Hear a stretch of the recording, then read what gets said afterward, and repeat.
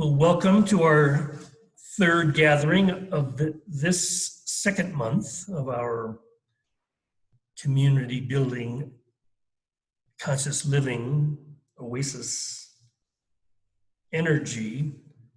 And the first thing that I wanted to mention today, I wanted to go back a little bit in history to the beginnings of the Oasis Center for Conscious Living in Minnesota, and how we did a countdown to the December 21st, 2012 marker, time wave zero, honoring the prophecies and vision of the Mayans. And I'm sure most of you remember the Mayan calendar.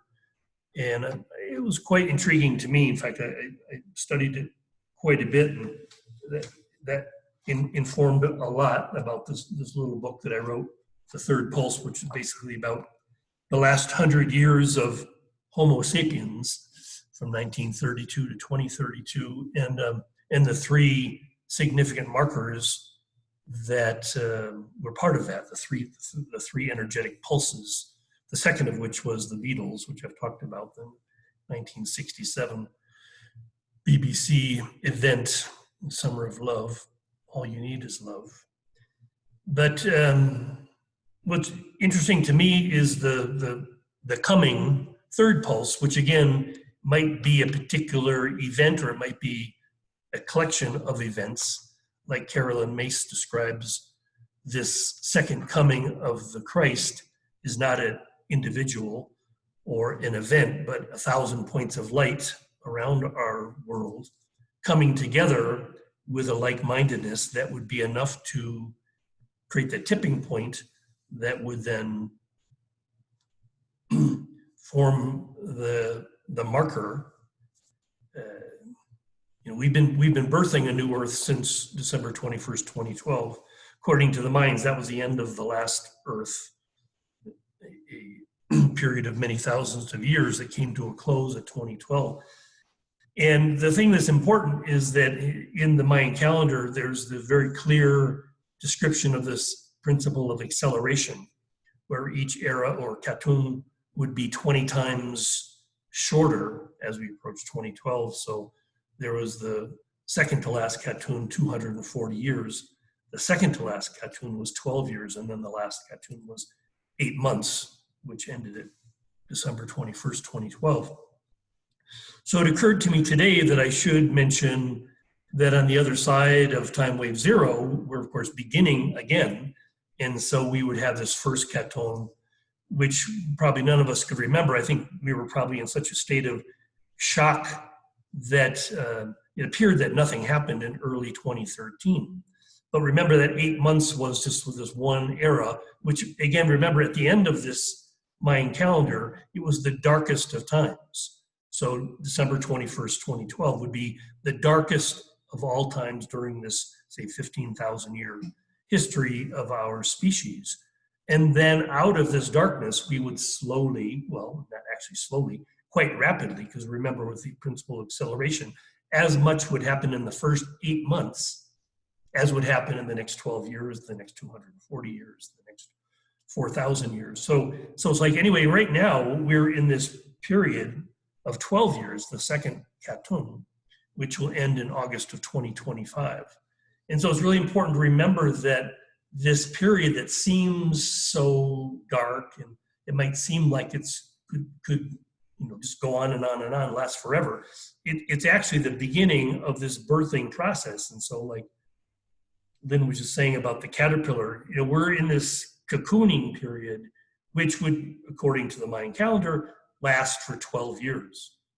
And at the end of that period, according to the markers, August 2025, that we would begin emerging. So you could say, well, okay, so we've got about another 5 years of some pretty dark things going on, which would make a lot of sense. You'd say, well, we could see whether Biden gets elected or Trump, in North America, it seems like the next 4 years are going to be pretty difficult, no matter what happens politically, because of the economy and the COVID and all these elements of this cocooning. It's like, we're not just going to pop out of it next January with the inauguration of a new president or continuation of Trump. It's going to be like there's going to be this arduous process. And again, if we're open and welcoming this cocooning as part of our birthing into a new earth, then it's like, well, I can handle another 5 years.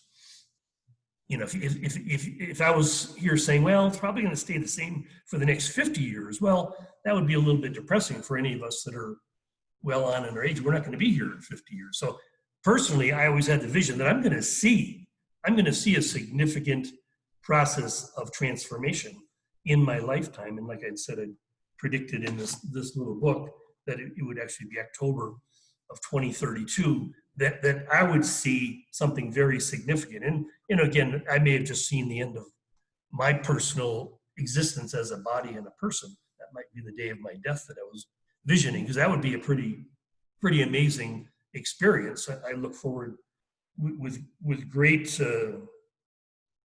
happiness to that event in my life where I literally step into the fullness of my Sun King, dropping the body and dropping the personality that has been carrying this energy all along. So I just wanted to mention that, just this I think it's a little bit of an assurance from these prophecies that it's not lasting forever. In fact, one of the things I was looking up today was when is the next Kumbh Mela, because it was a big part of my experience back in 1992 when I turned 40 to be in India and witness the sort of the power of spiritual pilgrimage, the power of a global event. Now, I wasn't at Kumbh Mela, but I was in Hardwar, India, during a very important 3-day festival celebrating Krishna's birthday. And it just turns out that the next Kumbh Mela in 2021 is in Hardwar, India. So I kind of got goosebumps, like, ooh, I was drawn to this place a number of years ago. And so I'm imagining this idea that the third pulse might actually be activated at the Kumbh Mela in Hardwar, India, January to April 2021. So again, like Lynn was saying, it's very important for those of us who have the ability to look forward with a certain excitement and enthusiasm to what is happening, because it's not like going to happen. I mean, it's happening. It's the whole point about somebody's waiting to get in. Okay, just got someone else in. Yay, I didn't forget. It's really important to get out of that egoic mindset that would go, well, this is this and this is that. And like these two things have nothing to do with each other. And look more, I keep referring to the Tao, that the duality that the ego always is looking at is embraced within the oneness of the Tao.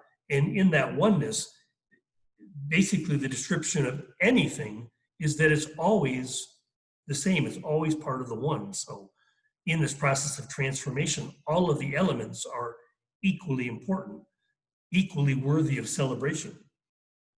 And so again, it might sound a little goofy and difficult to share with people that that, oh, we should be celebrating. We should be celebrating what's going on with COVID. We should be celebrating the collapse of capitalism as we know it. We should be celebrating what some people would call the reign of terror, happening in North America. It's like, it's easier for me, obviously, to have this perspective because I'm not directly in it, but I am, in the sense that we're all part of it. We're all part of the same globe. And again, a big part of our work today is to think with this new consciousness, this spiritual mind or this global mind, to see things happening in their wholeness, in their oneness, and not see things segmented like, well, this is one part that's radically different than that part. This would be a good thing. This is a bad thing. This is the work of each of us to undo our attachment to the egoic mind. Doesn't mean the egoic mind isn't still operating. In fact, we'll talk a little bit later, if I remember, and I think I will, to go through the different stages of the forgiveness process, which I also call the 5 faces of freedom. So just because it looks like in our developmental journey, individually and collectively, like there are these different stages, you can break things down into stages, but it's still part of the the one journey of oneness or wholeness. So that's the key, to always keep looking at that knee-jerk reaction to label something, to judge something with the egoic mind and go, no, I think I'm going to choose a different perspective that would, again, just go, okay, beginning with acceptance. Oh, I see, this is all part of the one. I can accept that, and ideally move into an even higher vibration around whatever's happening by going, I could really be, I can understand and be grateful for what's happening, because I understand that it's a necessary evil, it's a necessary part of the undoing. So, like as we continue in our personal journey, one of the things we learn from is pain. We also learn from joy, but in my experience, often my journey that would be moving through a very dark, painful time, that the exact same thing that I would maybe call grief or sorrow would transmute itself into joy. In fact, if it wasn't for my ability, my willingness to embrace that grief, embrace that sorrow, I wouldn't have been able to move through fully into a joyful appreciation for the exact same thing. I could refer to my younger sister's suicide, or the many things, like even the India thing. When I went to India for my 40th birthday, thinking that I was going to go on a spiritual pilgrimage and follow the Hindu trail from New Delhi up to, can't even think of the name now, where the source of the Ganges is, just past Rishikesh. What was I thinking? It was just like this idea that was very much inspired by my little bit of megalomaniacal silliness. Oh, I want to be there on my 40th birthday. I want to be in Kathmandu, Nepal on my 40th birthday. Not realizing that this plan would have me in India going through this trek during the middle of monsoon in August. Very bad decision, a terrible decision. I got so sick and I almost died, and it ruined the whole trip. I broke up with my traveling companion and ended up just hunkering down back in New Delhi, just waiting to get out of India. I had this horrible infection in my sinuses, which very well could have killed me. I was in a 3-day deathbed fever of 107 degrees. And it was amazing that did not kill me. To this day, I kind of wonder, like, what was going on that would allow my body to be in such an extreme state of emergency. And, but you look at all of these things, like there's a connection to all these events. It was probably because a couple of years earlier, I had been running in a road race in Massachusetts, and I suffered from heat stroke, again, out of a very egoic determination to run my best race ever, and forgetting that I was carrying water bottles in my hands. I never drank any water. So here I am in a medic's tent, body on fire. I'm sure it was the same thing, 107-degree fever. They've got me in an ice bath, and there are 5 of them working on me going, we're losing him. And now I have this out-of-body experience. I'm up at the top of the tent, watching them working on my body, having this amazingly beautiful experience. I'm laughing like, wow, they think this is so serious that my body is dying.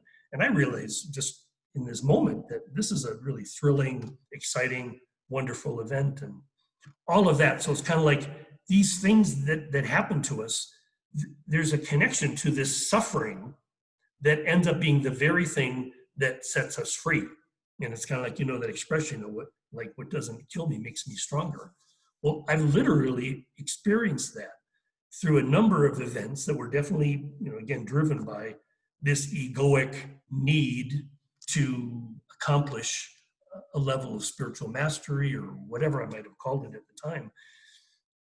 And so the thing that appears to be the problem, the egoic mind, in the end will be the very thing that is actually part of what sets us free. So the evil in me that would bring me to the opposite of what I really wanted, which was peace and harmony, and to feel a sense of connection and love, and all of these things that would eventually become a very big part of my reality.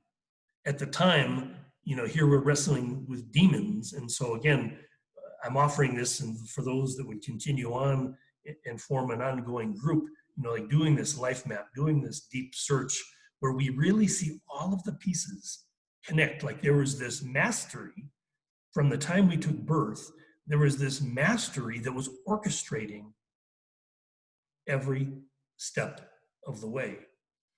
And we really need to understand and embrace this reality that there's been this universal mind, call it whatever you want eventually. For me, I would call it Sun King. My own higher self was orchestrating these events so that I could one day become the thing I was born to be, which is, again, like Eckhart says, our function is to be this conduit, this bridge, this door between heaven and earth, through which the unmanifested can manifest in our space-time world. And by giving our highest creative gift to the world, in this we find our happiness, which from an egoic standpoint would have been like, oh, if I can accumulate all of these things, if I can get all of these things from the world, that would be my accomplishment. That would bring me fulfillment and happiness, when in fact the opposite is true.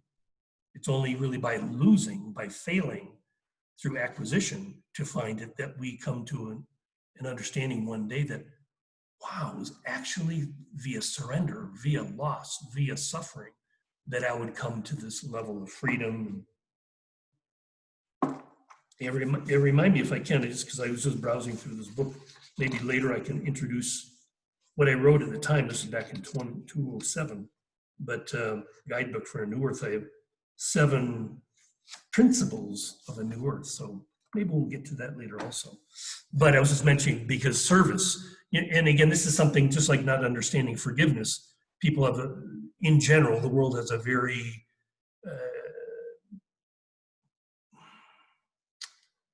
a view of service which is very out of balance, very egoic. Like service means, oh, good person, you're doing for others. And that's not really the point. The real point of service is that as we become so inspired by this higher spiritual consciousness, we want to give. We want to give, not for the sake of, oh, helping someone else who needs our help. That's not the point. This would be this egoic judgment, like, oh, I have money, you don't. I have food, you don't. I have time, you don't. I have whatever. So I'm going to give these things, these commodities, in service to those that don't have it. That's like in this first stage of forgiveness, which is, again, you'll see, we'll go through this now, a very low level of understanding what service or what forgiveness is, because, again, we'll see, okay, so in these 5 stages of forgiveness, which sort of align with the 5 faces of freedom, the first, what the world thinks of generally as forgiveness, is this idea that, well, my father really did a lot of bad things to me. He was a really bad person, blah, blah, blah. I have this really big judgment about my father. But I've gotten to a place in my life that, I really have to accept it, that was just the best he could do, and he deserves to be loved, and he blah, blah, blah. So yes, he was bad, but I'm going to forgive him. So, and that's generally what most people consider forgiveness. When I was in the 12 steps, a very powerful process of transformation, it became very clear that my wounded childhood, my alcoholic father, my damaged early life was the very thing that propelled me into this beautiful 12-step process of renewal, leading me towards a certain level of freedom. And so that would say, well, my wounded childhood, since it propelled me into this healing journey, which eventually would lead to my awakening and all that, then I should be grateful for that. So that's like the second stage, to be grateful. So just like Eckhart saying, okay, we begin a new earth with acceptance, but we step into gratitude, appreciation for the very things that brought me into a higher level of inner peace and harmony.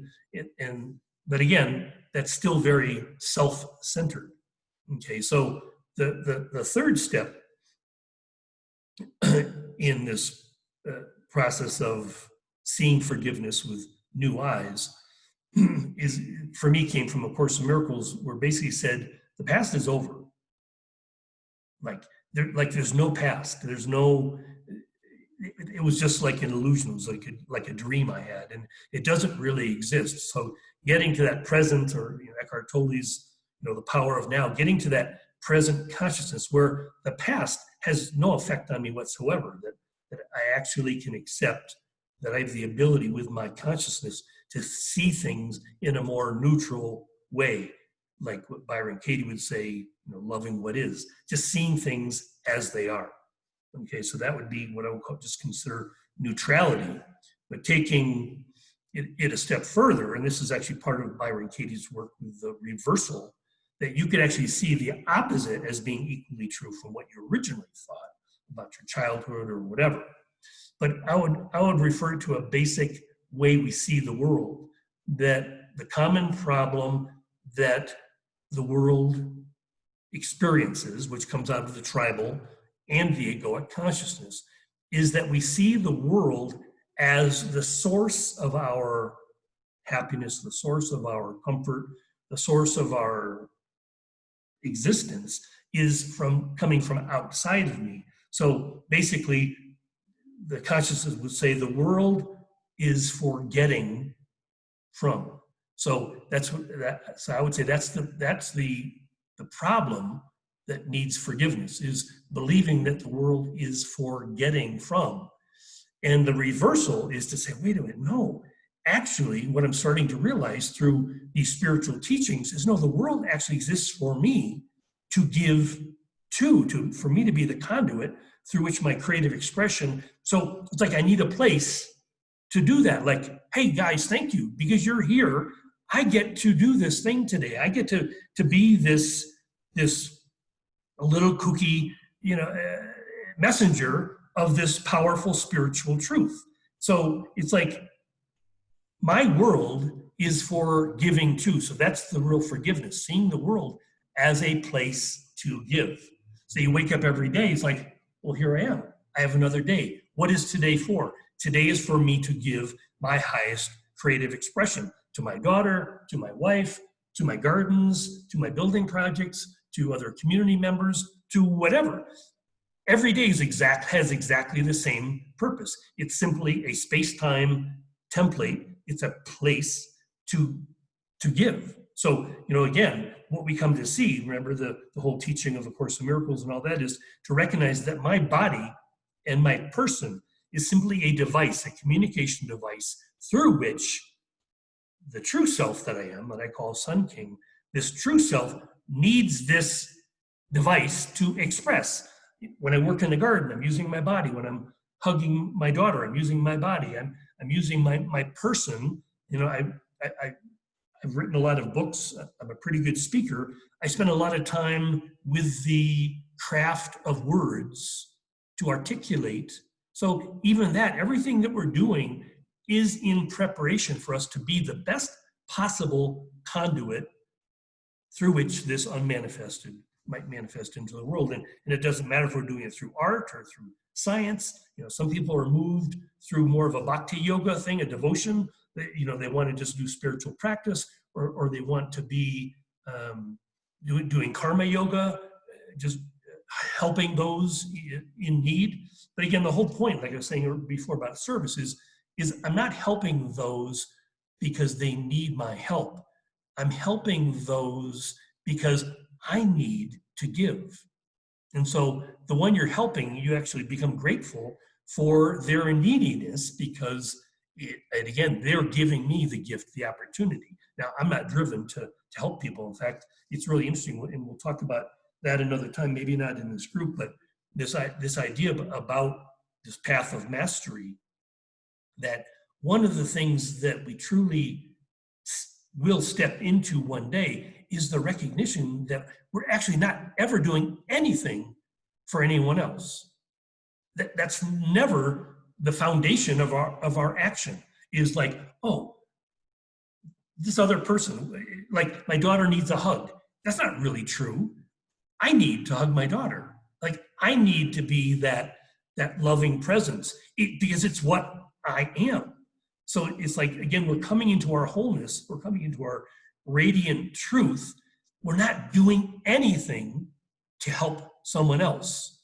And again, this is that shift in the mind, because that way of thinking is totally egoic. Like there's I and there's you. And, oh, I can help you. It's like, no, there's no I and there's you. There's just this there's just this magical, powerful, radiant reality that comes through with our creativity. That's why I'm saying that this idea of the new earth being acceptance and gratitude, but eventually enthusiasm, that when we're in this high state of creativity, and you see it with me, I start kind of like a regular person, and after a while I'm kind of like a maniac, because it's the enthusiasm that makes us maniacal. It makes us like, is this a crazy person or what? This person, like there's so much energy going through this person, like, calm down.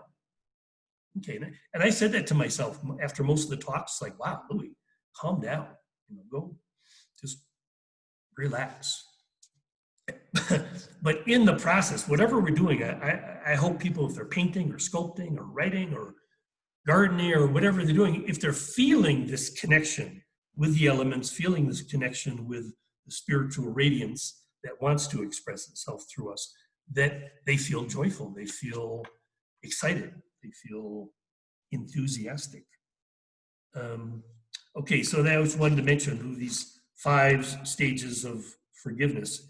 The 5th stage is really just a simple affirmation that I was just making, that my function is to be forgiving. My function is forgiving. My function is creativity. My function, and the recognition, which is very clear when you're in it, is being in your function is actually the source of happiness. So this is what A Course in Miracles taught me many years ago. And at first I didn't quite understand, what does that mean? Like, my function is my happiness. Well, now I get it. This is like one and the same. So happiness is an emotional response to being in creative enthusiasm. You could say that, like the way David Hawkins describes it, that enthusiasm is a high energetic state, but we experience energy like at these different levels, right?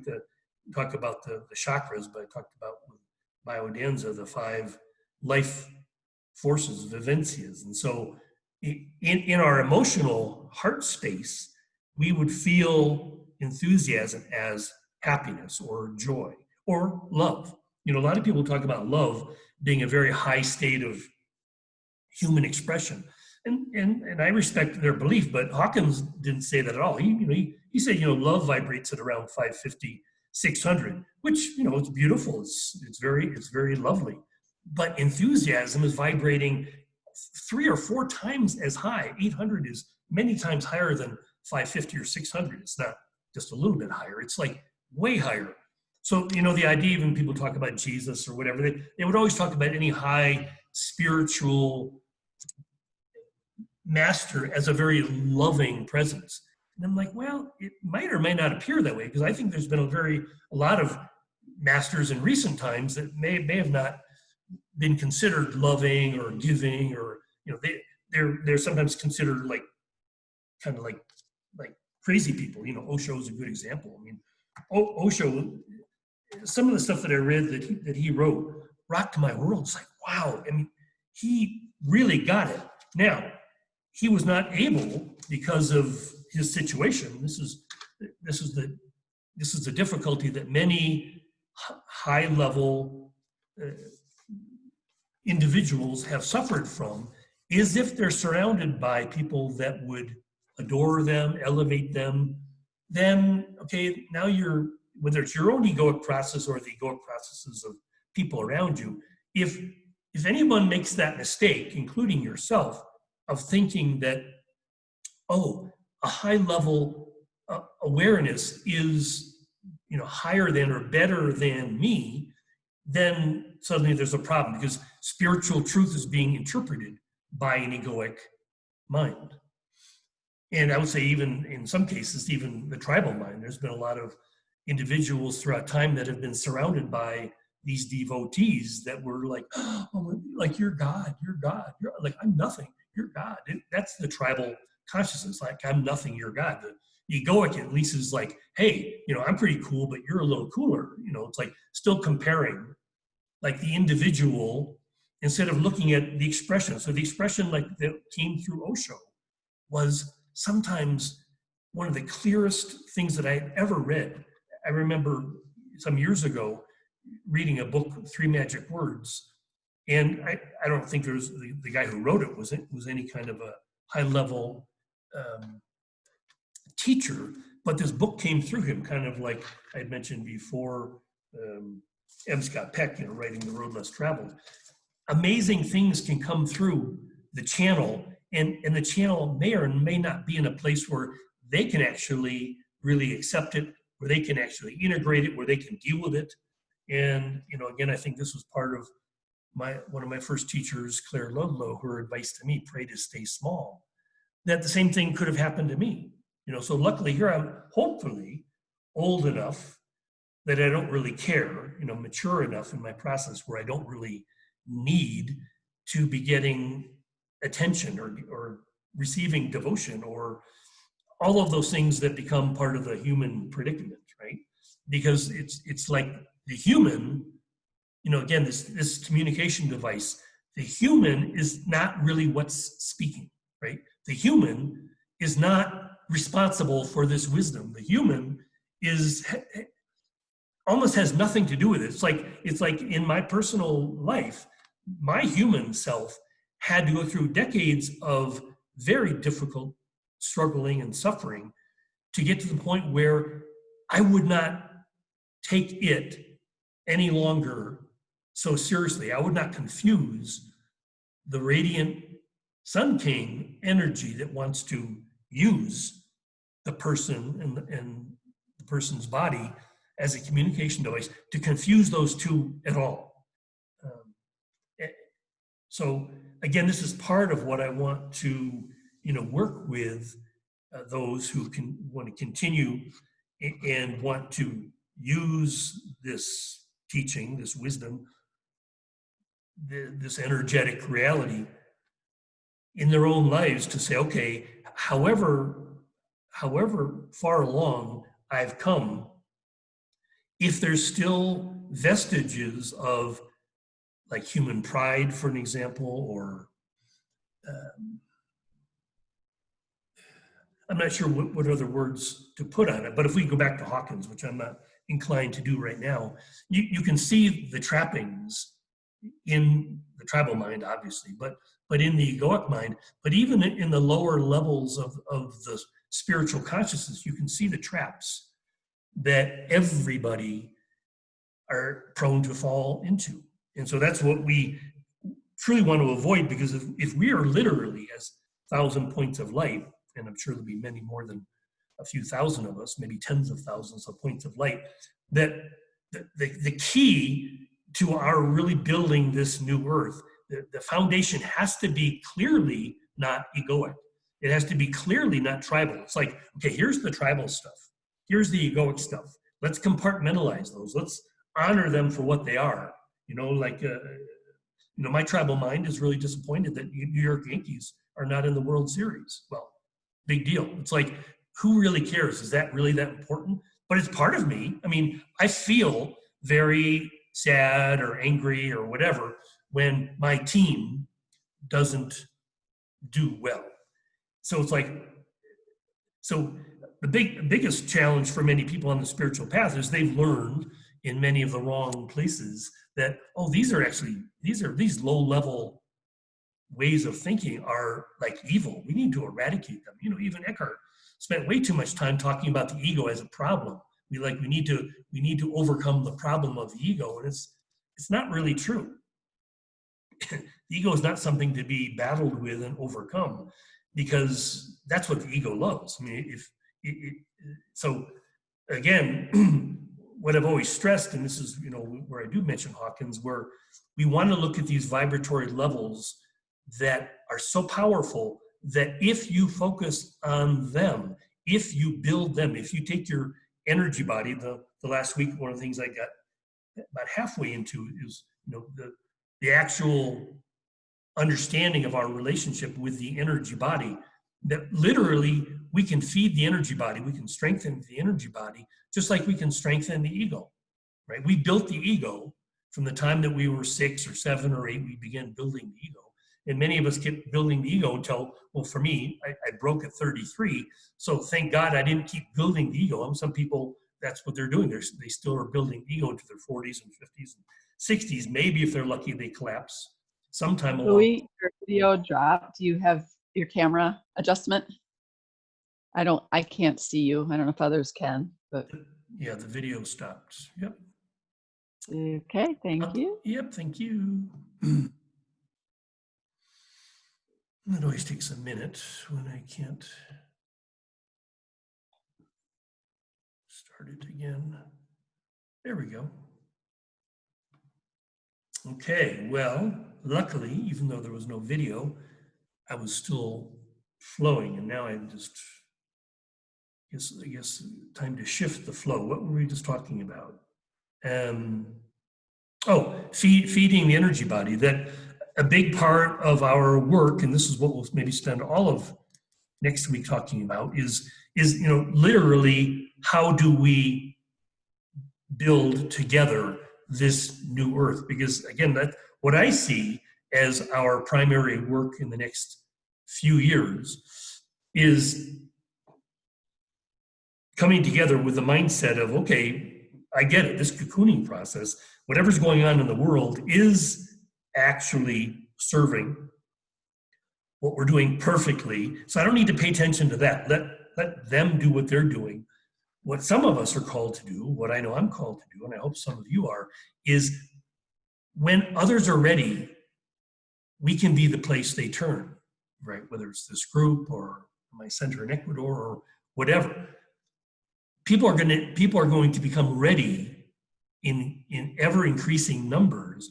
And many of these people that are ready for a new earth maybe still have a lot of work to do to deal with the teaching, the containing the tribal and the egoic parts of our consciousness, so that we can take these baby steps together. And again, when I was mentioning earlier about this idea of the principles of a new earth, the first one that how I wrote about it, 2007, the first one is community. And so I think it's key that everybody realizes that, I've been doing most of what I've been doing solo for most of my life, even if you were in groups and all that. But still we were pretty much solo, because you probably thought of yourself as solo, as an individual. Well, literally, it might be hard to grasp this, but in the way of thinking, in a new earth, there are no longer any individuals. Now, I'm not saying that people don't show up with the body and their persons, but they're not participating as a body. They're not participating as a person. They're participating as this representative of this global energetic, or more than global, of this uber cosmic consciousness. And they're just, again, like when they step into the room, they're like, okay, here's my body, here's my person. If you want to, I can tell you a story, blah, blah, blah, about that. But what we're going to be doing together is we're going to be radiating this high-level energy, because this is what's going to take us out of the ashes of the dissolution of the old forms and literally create something new. And I don't mean something new like a little bit new. I've talked about it a little bit before, maybe not this month, I forget, but my vision for our new earth is that there will be almost nothing in common with the world that exists now. Like I'm saying, if you look at the world now and the problem of the world, you could say, well, wow, there's all this suffering and all these individuals that are needy and all these problems that need to be fixed and all these, it's like identifying with the illusion, because that's not true. That's not true that there are these needy bodies and needy people, broken bodies, broken people. What there are these beings that are not yet fully integrated into their wholeness. If you took, like the old expression, give a man a fish, you feed him for a day, teach him how to fish, and he can take care of his family forever. It's the idea that the people that appear at the physical and psychological and emotional levels as needy, the only thing they need, this goes back to the Beatles, what they need is love. What they need is unconditional love and acceptance. What they need is this embrace that most people don't get until they drop their body. We've talked about that before. And Zach Bush, this thing that he talks about as a doctor, witnessing people coming back from the other side, and they talked about this total acceptance. Well, imagine how radical that is when a person drops their body and they feel this embrace of this heavenly, beautiful light and love and acceptance and all that. Imagine that that's what the world right now needs from us. That. Not let's fix problems, not let's redesign a government system, or let's build a new economy, or it's like, no, it's like you can't solve the real problem at the level that's making the problem, which is all separation and, again, this tribal and egoic density that, again, that's why I say in my just way of thinking about this pulse, that there would be this energetic collective awareness that would be so strong that it would affect people. Imagine just being energetically, this is what I've talked a lot about, even spending time getting more than maybe the same dose of UV radiation or microwave radiation or cell phone radiation or whatever.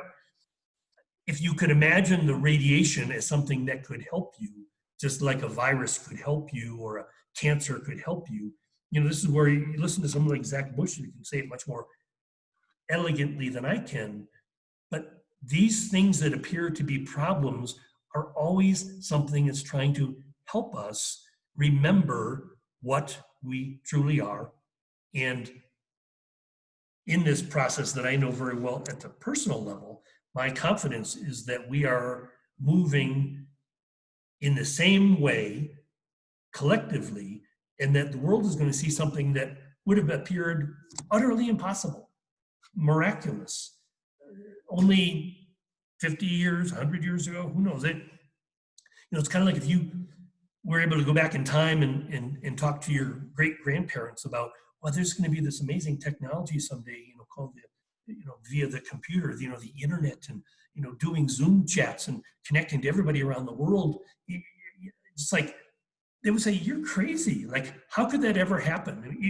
As Homo sapiens, our former species, to me, and I've mentioned this before, the highest expression, what Homo sapiens evolved for, the purpose of Homo sapiens was to invent the World Wide Web, was to bring, the Homo sapiens didn't succeed at pretty much anything else. It never succeeded at being loving. It didn't succeed at becoming better at agriculture. It didn't succeed at pretty much any of the basic endeavors of humans, except communication. We blew the roof off communication. And if you would guess that, man, 5,000 years ago, the purpose of Homo sapiens would be to bring communication to the level where there could be this instantaneous awareness of love's presence, and we would, like, again, imagine as you drop your individual body, what you go into. So we're talking about an event, a consciousness event, where everyone will drop into that awareness, but they still have a body. I didn't just die, but it'll feel like you just died. And so I think my sense is, as this starts happening around the world, it'll be this domino effect where many people who are not even close to being ready, the only way they can do this with us is they'll drop their body. So there's going to be a mass exodus of bodies off the planet, which, again, I would say is part of the plan. It's not a bad thing that we're going to reduce the population of this earth to well under 500 million people. It would make sense that most individuals, to get this, to receive this huge wave of intensely powerful, loving energy, they can't handle it in their body. in their person. So they will literally drop dead. It's kind of like getting instantaneous Alzheimer's. Like you just immediately have to forget who you are. If you actually believe, see, the thing is, if you're still believing in the identity of the individual, if that's what you believe and you hold on to that so strongly, it makes sense that you would have to suddenly develop instant Alzheimer's to forget that. Now, what we're choosing to do, like Eckhart said, learning to die without hurting the body. So we're learning to drop the identity with our person without needing Alzheimer's, without needing to drop the body. So again, in a new earth, there are not individuals. There's no such thing as a person, okay? We're gonna literally see each other differently. Like, oh, wow, interesting communication device you have there. But that's all it is, like big deal. Oh, my communication device has to go for surgery. Oh, good luck with that. But you know what? If you're done with that communication device, guess what? You can pick up another one down at the corner store. It's like easy. I don't know if you guys believe in reincarnation, but that's what we do. When we drop our bodies, we're out there and whatever. And then it's like, okay, time to pop in again. Guess what? I'm going to pick that one, whether you remember or not. I remember my past life. And it's kind of fun if you do a regression. I mean, I would have said at one time, I didn't believe in past lives or believe in regression until I experienced it. It's like, wow, that's as real. My past life is as real as this life. I mean, I can tell you stories about that life with just as much clarity, maybe not quite as much detail, because I've forgotten most of it or choose not to remember it. But it's the same thing. It's like, okay, this lifetime is simply a package that the body and the person enjoyed. Maybe some people aren't enjoying it so much, but they're just having it. They have this thing called a lifetime, but it's not who you are. And whether you believe that or not, mark my words, it doesn't matter. You could say to somebody who's a total atheist or whatever, they don't believe in anything spiritual mumbo jumbo, and if you sat with them as they're making their transition, you'll see them suddenly going like, oh my God, I never believed in this, and yet it's real. I mean, that's the amazing thing about reality. It doesn't actually take our agreements. It doesn't take our awareness to be what it is. It's just reality is reality. And so, our job is to become aware of reality and become part of reality and enjoy reality. And so that's what I'm saying. In a new earth, the reality is going to look a lot different. Just like the reality of the 20th century looked a lot different than 500 BC. It's like if you're a student, as I was, about our evolution, I mean, it's amazing to think how imbecilic people were. I mean, there's still a lot of imbeciles on the planet, a lot of bodies and persons walking around that don't have any clue about anything true at all. But that was normal. Like when they sing about what Jesus said to his disciples, he said, I have so much to tell you, but you couldn't bear to hear me. Like, he had such good news to tell them, but they were too stupid, like really stupid. Like, well, I won't make any comments about how stupidity shows itself in the world today, but I mean, stupidity exists, right? I mean, we know it, and I know it in my own experience as well as seeing it obviously in others.